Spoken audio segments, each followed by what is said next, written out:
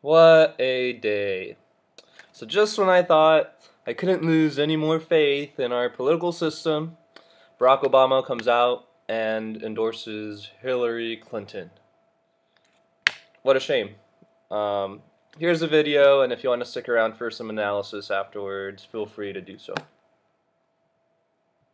For more than a year now, across thousands of miles in all 50 states, tens of millions of Americans have made their voices heard. Today, I just want to add mine.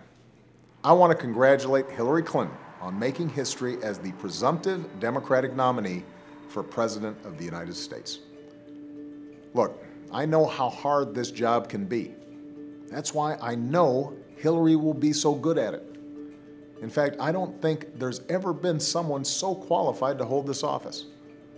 She's got the courage, the compassion, and the heart to get the job done. And I say that as somebody who had to debate her more than 20 times.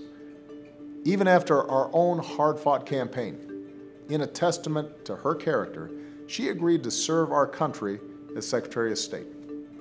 And from the decision we made in the Situation Room to get bin Laden, to our pursuit of diplomacy in capitals around the world, I have seen her judgment.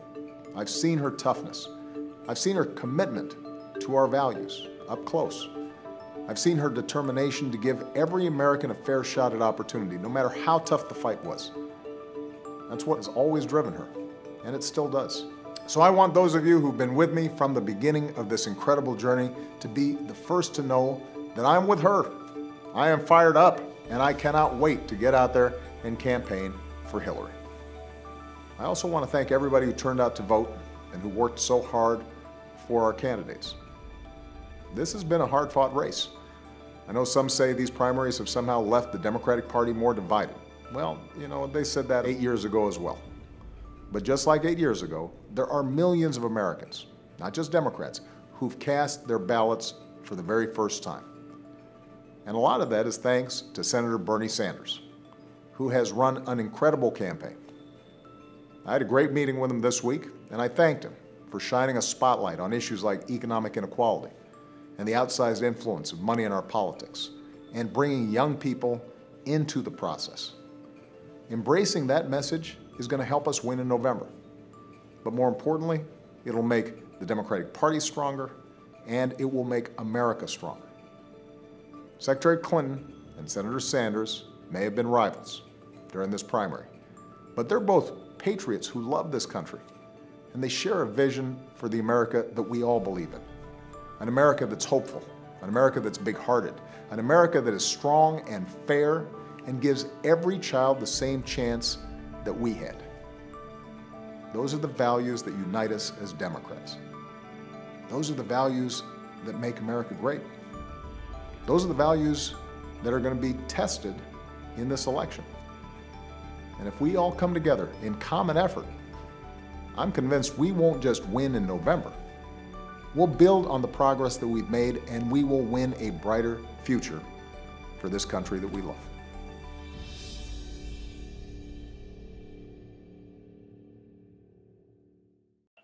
All right, so there it is. Barack Obama endorsing Hillary Clinton, full force, out in public, for, you know, all his little sheep to just go cast a vote for Hillary Clinton without doing their own research or, you know, formulating their own thoughts.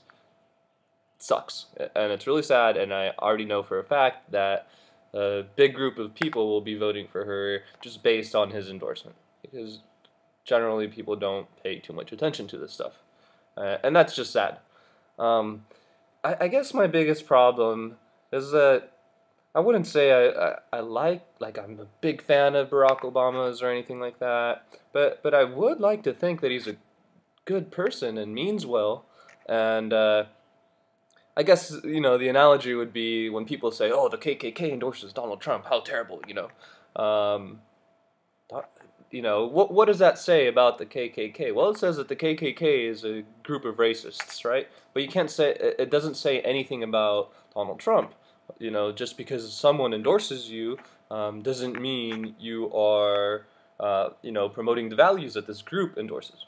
What it does say is it says something about the group that is endorsing. It says that the KKK is a damn group of racists, right? They're endorsing a candidate who they think will promote their agenda of racism or etc. Whatever. Similarly, there's only one thing really that a Barack Obama endorsement says about Barack Obama, and I guess two things, but I'm taking it, my personal opinion is swayed towards one of these two things. Well, the first one is maybe he literally just doesn't know, and I find that so hard to believe. Maybe he doesn't know about Benghazi. Maybe he doesn't know about the emails. Maybe he doesn't know about the Lolita Express and her husband's, perverse infatuation with little kids. Like he just doesn't know any of these things. He doesn't, take these things into consideration, and I just find it very hard to believe. So I do believe that Obama knows. Obama knows all of the mistakes she's made, all the mistakes her husband has made, and he's willing to brush those off because she will still push his agenda forward. And that to me just says a lot about someone's character. And again, I would like to think that Obama is a good guy. So that was really my biggest problem with all of this, is that it shows that our president is stooping down in character, disregarding values that I think are really important for our president, honesty, being the biggest one.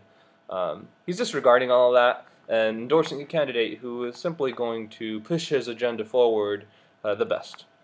So I guess those are just my 2 cents. And I definitely, if you've never even heard of the Lolita Express or haven't done much research on Benghazi or the emails, I mean, these are big things, guys. These are really, really big issues that people just don't do research on for some reason. But they're prevalent for a reason. So I would really encourage everyone to do research on this stuff and formulate your own ideas and really consider it, the fact that someone who has committed these egregious crimes could potentially be the next president of the United States, and that our current president is willing to accept that, and that's not okay.